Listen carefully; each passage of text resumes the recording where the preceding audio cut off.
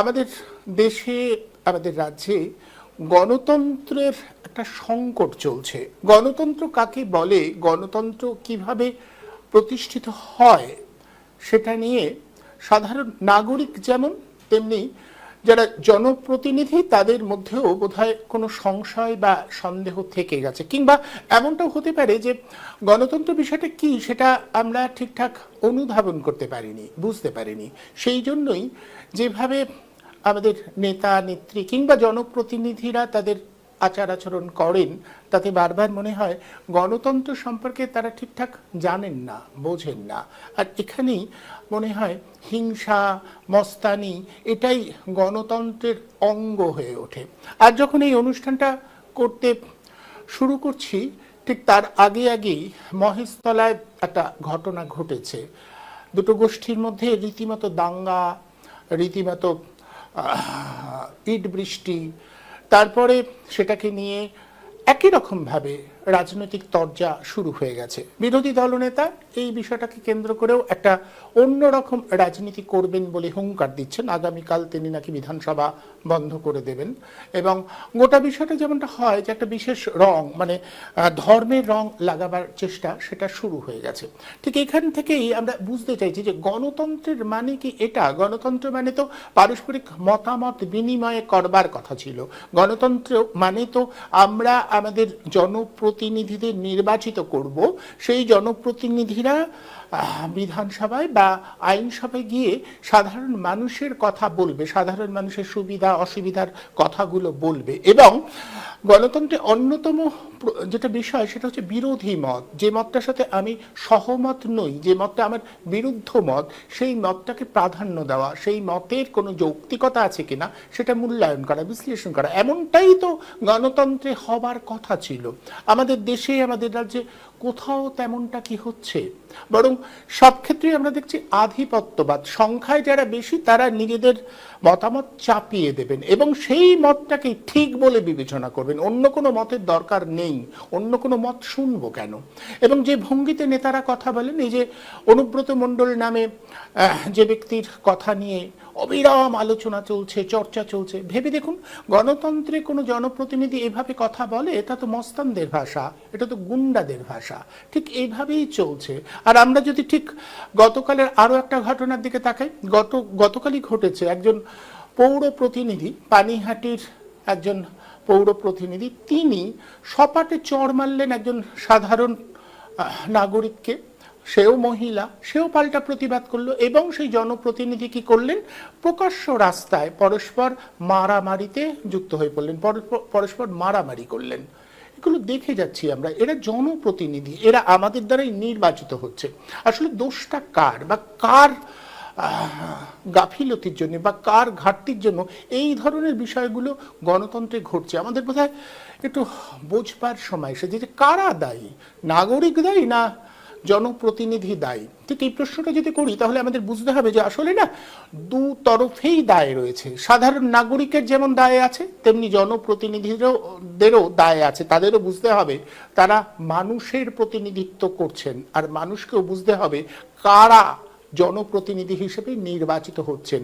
এরা জনপ্রতিনিধি হবার যোগ্য কিনা এটা বোধহয় মানুষকেও বুঝে নেবার দরকার আছে। দেখুন ছবিটা, আমার টিভি স্ক্রিনে ছবিটা দেখা যাচ্ছে।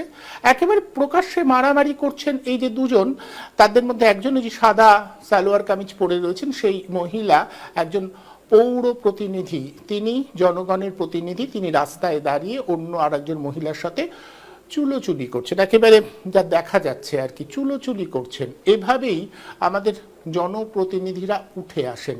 আর আমাদের জনপ্রতিনিধিরা বা জনগণের নেতারা কি ভাষায় কথা বলে সেটা তো কিছুদিন আগেই আমরা দেখেছি। প্রত্যেকটা জায়গায় জায়গায় এটাই চলছে।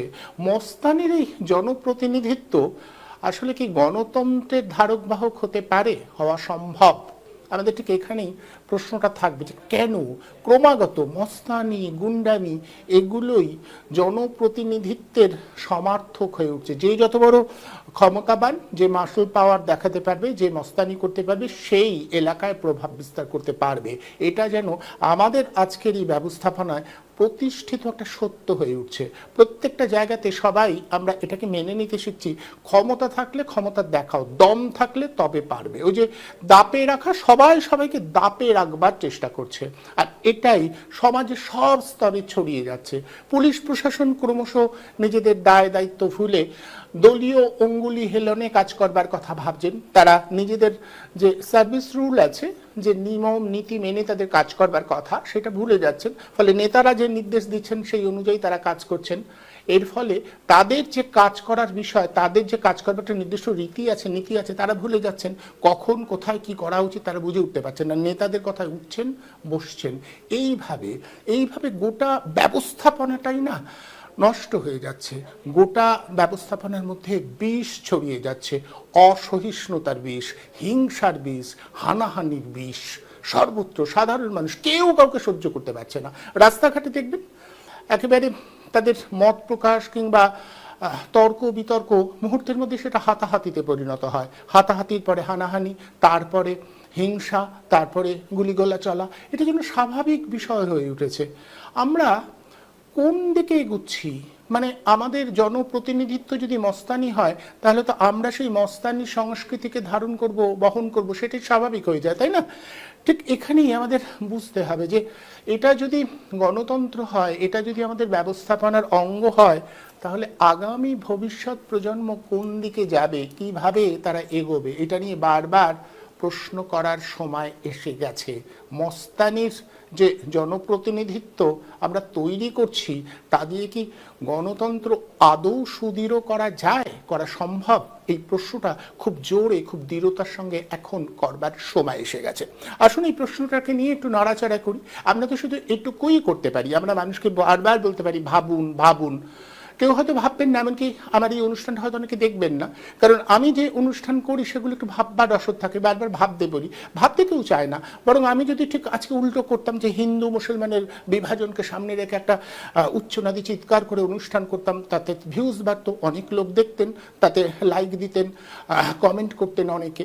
এইভাবে না চলছে। আসলে প্রচলিত স্রোতটাকে এইভাবে তৈরি করা হয়েছে, এটাকেই প্রচলিত, এটাকে স্বাভাবিক বলে চেনানো হচ্ছে। আসলে মস্তামিনী, গুন্ডামি বা যেভাবে আমাদের ব্যবস্থাপনা চলছে সেটা স্বাভাবিক নয়, সেটাই অস্বাভাবিক।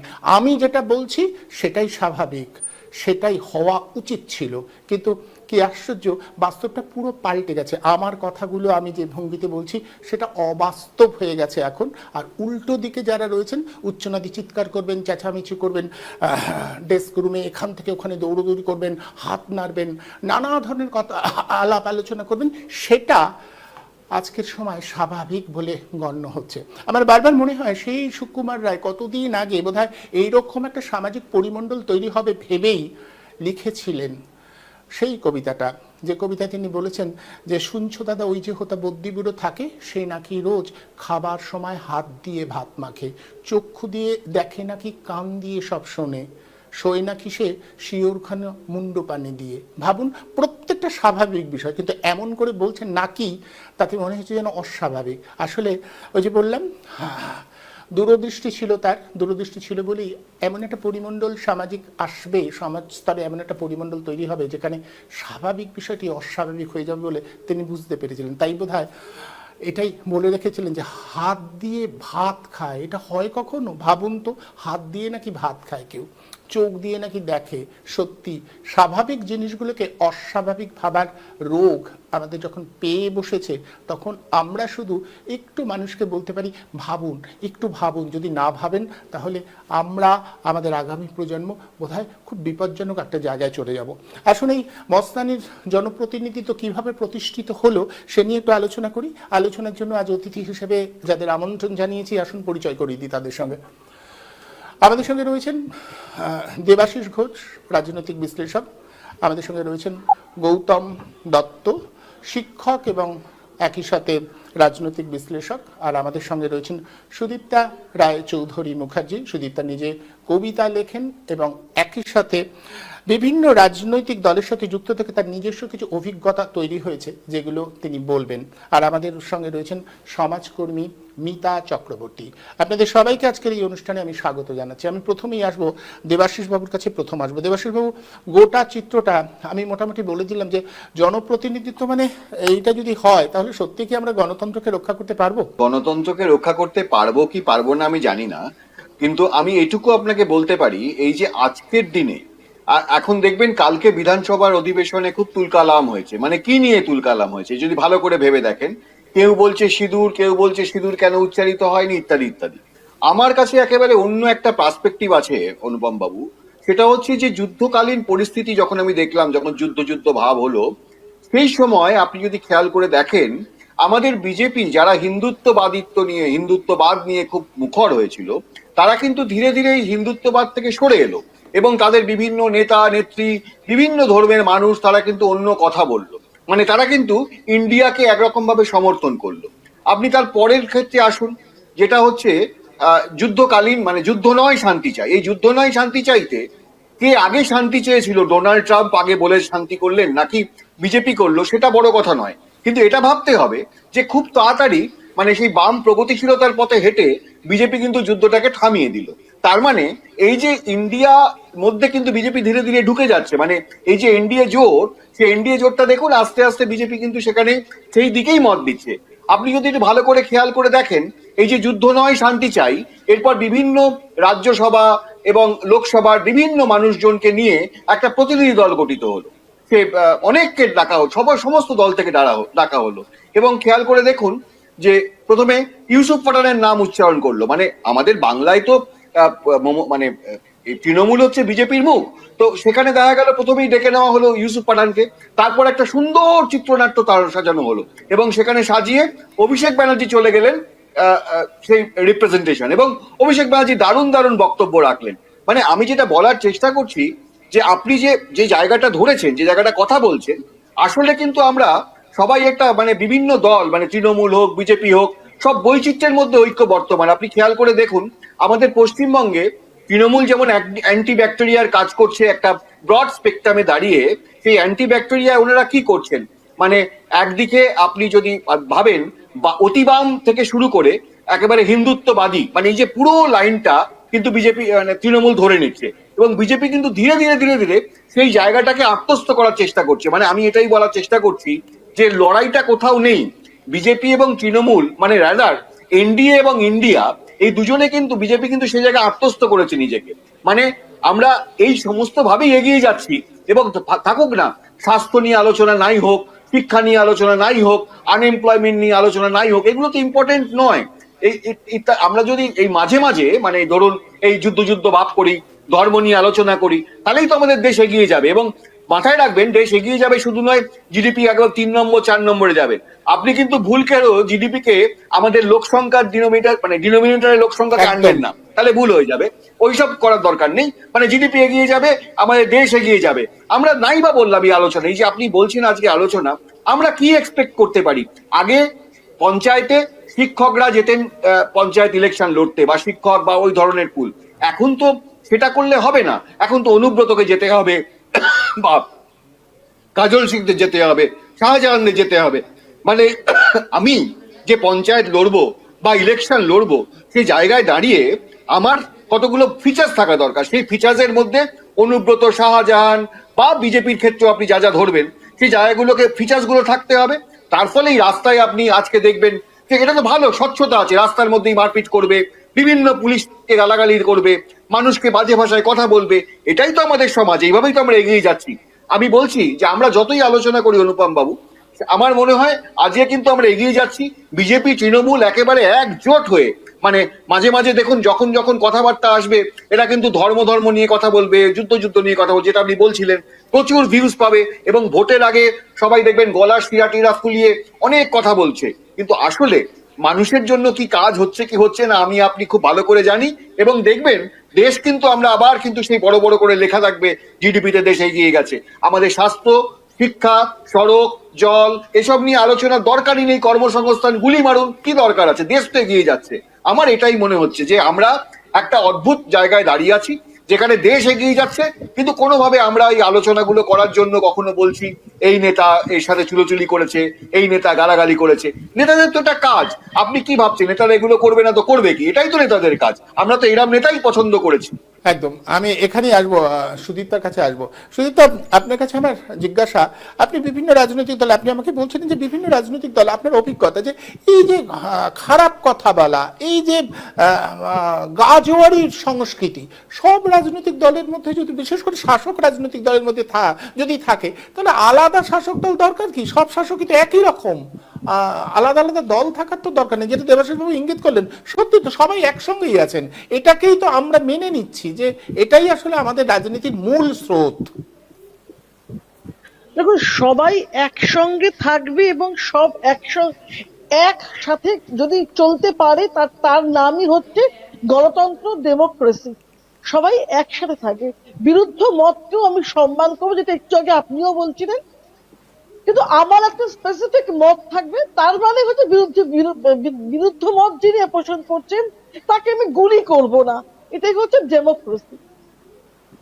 এবার দ্বিতীয় বিশ্বযুদ্ধের পর থেকে এক বৈশ্বিক অর্থনীতির যে একটা অস্থিরতা এলো, তাতে কি হলো, মানুষের মনে ক্রোধ এবং যে এক্সপেকটেশন যেরকম যে লেভেলে থাকতো, তার জীবন যে পথে এগোবে, একটা ভারতবর্ষের মতো দেশ, বিশেষত যে দেশে দেশভাগের যন্ত্রণা ইত্যাদি সমস্যা নিয়ে যে দেশ জনগণ গঠিত হলো, সেই জনগণের বা কিছু ক্ষোভ তৈরি হলো।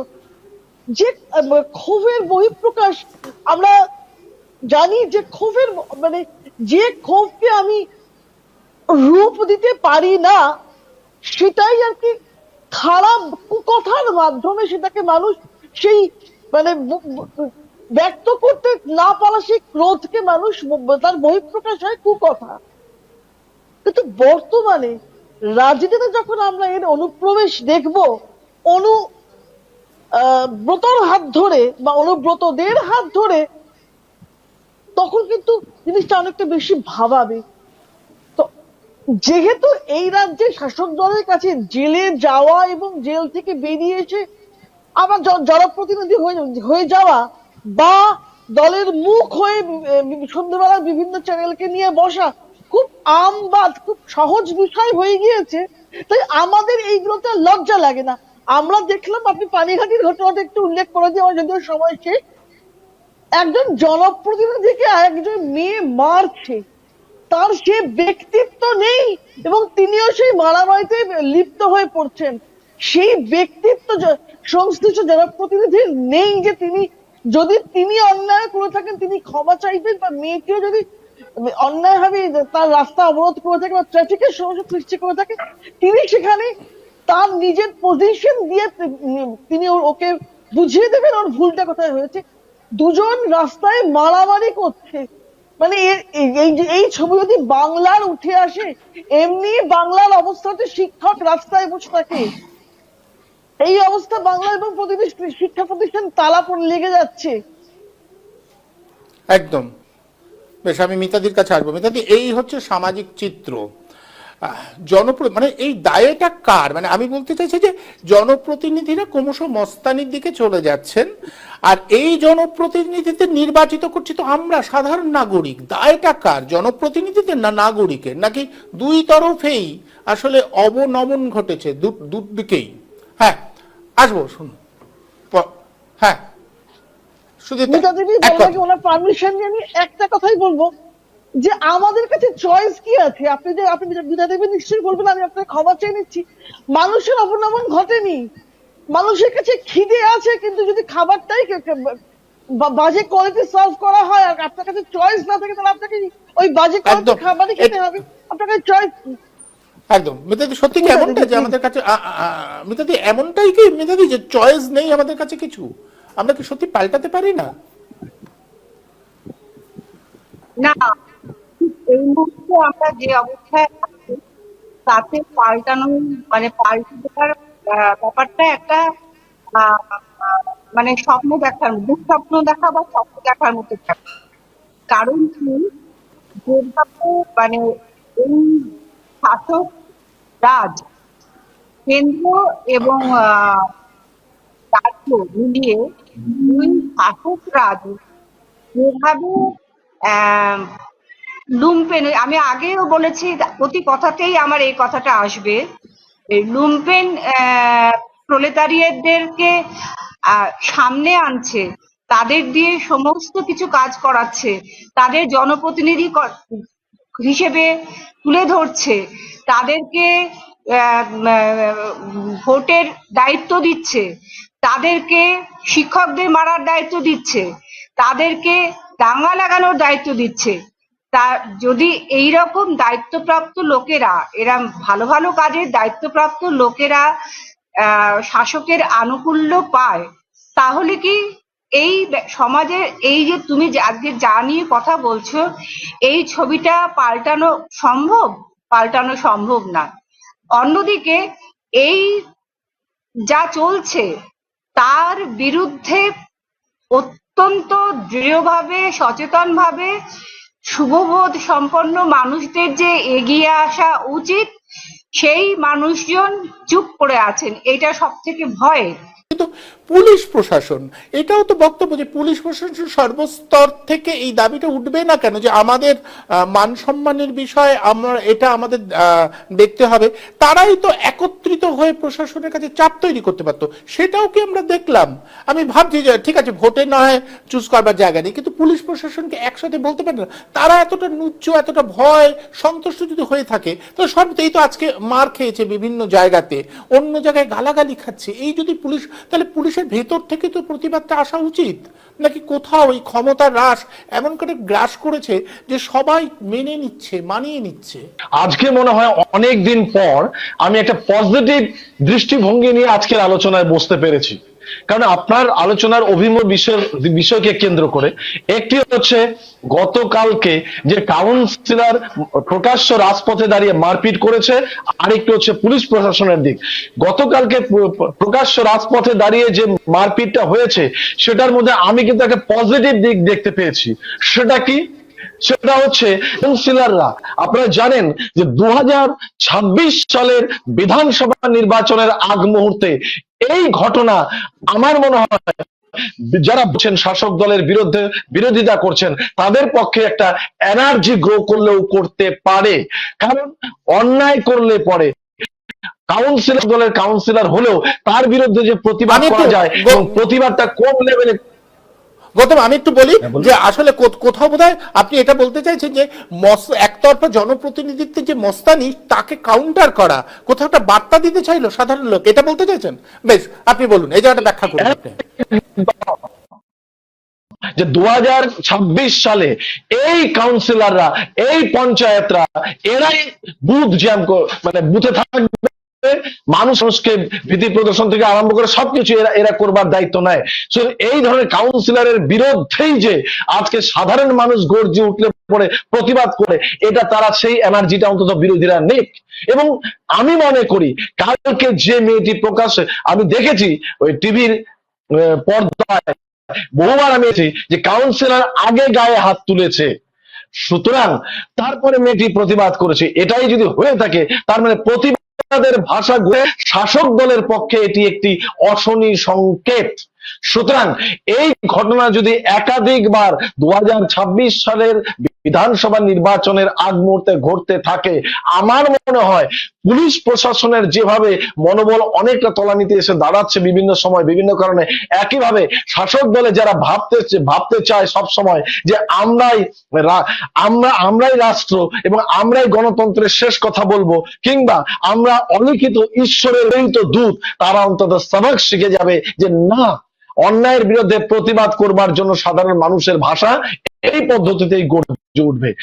শাসক দল ভুলে গেছে, আজকালকার শাসক দল এবং প্রধান বিরোধী দলে যারা থাকছে তারা মনে করছেন যে শুধুমাত্র রাষ্ট্রবাদী আর রাষ্ট্রদ্রোহী বোধহয় এই সমাজে আর কেউ নেই। কিন্তু তাদের মনে রাখতে হবে রাষ্ট্রদ্রোহী এবং রাষ্ট্রবাদীর মাঝখানে কোড আনকোড বাংলা সব অভিধানে আরেকটি যে শব্দটি হচ্ছে সাম্যবাদী, অর্থাৎ রাষ্ট্রবাদী এবং রাষ্ট্রদ্রোহীর মাঝখানে সাম্যবাদী বলে একটি শব্দ উচ্চারিত হয় সমাজের বুকে আমরা বলে মনে করি। কারণ শাসক দলের মানসিকতাটা এমন একটা জায়গায় এসে দাঁড়িয়েছে, আরেকটি কোড আনকোড যে কথাটা না বললেই চলছে না, যে কথাটা আমি আপনার চ্যানেলেও বলছি, আজকে আবার পুনরাবৃত্ত করবার ইচ্ছে জেগে গেল বলেই বলছি, সেটা হচ্ছে all power tends to corrupt and absolutely, অর্থাৎ ক্ষমতা মানুষকে দুর্নীতিগ্রস্ত করে, পরম ক্ষমতা মানুষকে সম্পূর্ণভাবে দুর্নীতিগ্রস্ত করে। এই সরকারের মধ্যে পরম ক্ষমতা পাওয়া হয়ে গেছে, তাই এরা সম্পূর্ণভাবে দুর্নীতিগ্রস্ত হয়ে যাচ্ছে।